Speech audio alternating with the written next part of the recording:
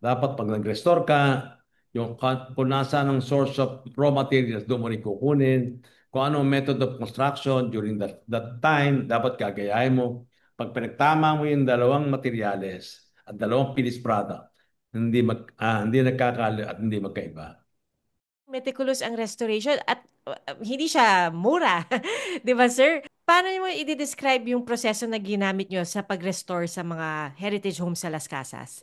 Hindi mo magagawa to kung wala kang backup shops. Ibig sabihin, mga shops na pwedeng gumawa. Like what? Tiles. Dapat marunong kang gumawa ng old Spanish tiles. Marunong kang gumawa dapat ng mga balos na luma. Marunong kang gumawa ng old bricks. Yung matsuka, marunong kang gumawa. Dapat marunong kang gumawa din ng mga grills na luma. Lahat yan aaralin mo.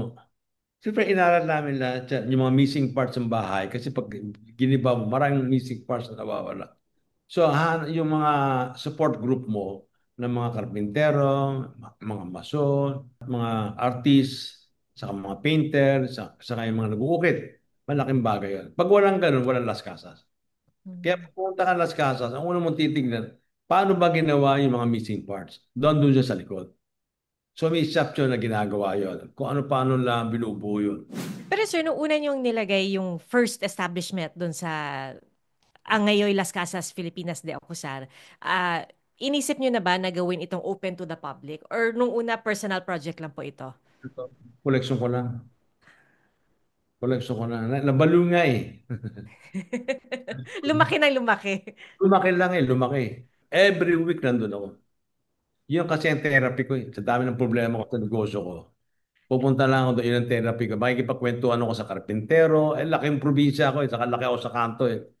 Manananghalian ako sa aming mga trabador. Makikipagkwentuhan ako sa umaga kasama yung mga trabador, mga workers, mga artists. Tapos inuman kami sa gabi, kantahan. Masaya ako doon sa kanilang kasama. So doon namin nabubuo yung spirit ng paggawa ng bahay. Pati yung mga tao ko natutuwa. Kasi magkakasama kami.